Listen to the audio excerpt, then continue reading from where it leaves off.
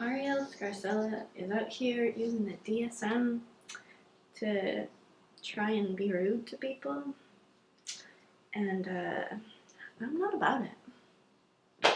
She's doing these psychological deep dives, which is funny. Number one, who the fuck am I? I am a student. I'm in grad school to be a psychotherapist. So that's my credentials. So I watched the one that she talked about borderline personality disorder. And it's super funny that she calls it a deep dive when she didn't talk about anything except the first page in the entry of the DSM. When you look at the DSM, there is the box that she showed that has a description of the diagnostic criteria. That is not the only thing to consider when giving a diagnosis. If you flip the page or scroll on your PDF, there is a lot more to each entry for every possible disorder because they're complicated. I'm not going to go in and look at individual things that she said and go through the criteria and talk about the videos that she showed and the things that she said, because I think that would miss the point. The idea of the whole video is highly flawed, and so really there's no need to go into the minutia of it because the entire premise is just wrong. Why is it wrong? Well, first of all, you can't diagnose a whole group of people. Arielle can't diagnose anyone because she has no credentials, and a doctor couldn't even diagnose anyone via TikTok because that would just be unethical. Regardless of that, you can't just look at a group and be like, this group has BPD. Why? Because there are multiple criteria for each diagnosis, and you have to have multiple of these criteria to maybe be diagnosed with something. And that's because each individual thing on its own can be a common human experience. You hear people say oh, everyone's a little OCD, everyone's a little ADHD, everyone gets anxious sometimes, now everything has to be a disorder. There is a truth in that a lot of the individual experiences are common. It's the combination of multiple traits in one person that can start becoming disordered. You can look at any group. You can look at everyone that lives in this building with me, and we collectively would exhibit all of the traits of probably a lot of disorders in the DSM. I'm not even saying that she achieved finding examples of all of the traits of BPD within the larger lefty or non-binary community, whatever she was trying to do. I don't think she achieved that, but even if she did find clips that showed every trait, it wouldn't matter because it's the interplay of the traits together in one person in a way that disrupts their life that is the disorder. Now, okay, why did I bring up the fact that the entry for BPD is more than just the little text box that she showed?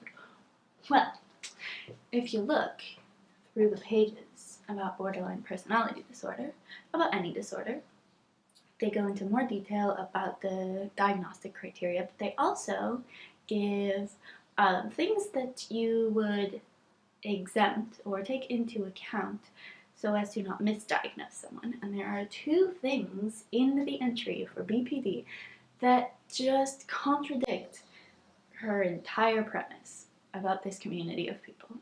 First, she equates instability of self-image and sense of self, which is part of a BPD diagnosis, with confusion or fluidity in your gender identity or sexual identity. Interestingly enough, in the DSM, if she had just bothered to read the actual entry and not just the bullet points in the box, she would have seen that it says that identity issues in BPD should be distinguished from identity issues in adolescents and young adults that can display similar characteristics, and specifically they cite sexual orientation. They have made sure to point out in the DSM to not equate this figuring out your identity, being confused about your identity in your young adulthood, with a clinically significant lack of self-image. So there you go. You just could have read the entry and then not made the video and we wouldn't even be here.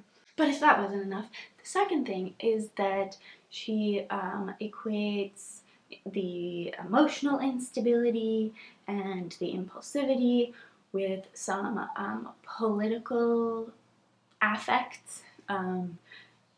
Shows clips of people being angry at journalists, being hot and cold towards a political movement or people within the same political movement as you. Talks about people being angry when they are invalidated or do not receive support for disabilities. These are political issues. In the same section of things to not conflate with BPD, it talks about socio-political context and how having an angry affect or pushing for recognition of self in others in a political context is not a disorder. Again, read the damn book that you're referencing. And I just want to end on the fact that she uses BPD in a way that sounds like she's trying to make it sound like an insult, which I'm not a fan of. Say BPD was common in this community. Say an actual study and not just a girl watching TikTok came out and was like, there is a high prevalence of BPD in this community. That's not an insult.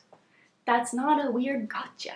Like if she was like, this community has a problem with anxiety, like that wouldn't land the same way, but both are disorders. If you're gonna talk about psychology, you can't just be using certain disorders as insults, because that's just disingenuous to what the point of diagnosing is. It's not to say like, this person is crazy, watch out. The point of diagnosing is so that someone has language to be able to access the care that they need, so that multiple professionals are on the same page. It's just a way of communicating clearly, more clearly, someone's experience and what can be helpful to them. It's not an insult. So that's what I wanted to add in to this conversation, if anyone's gonna watch. So thanks for watching, lovelies.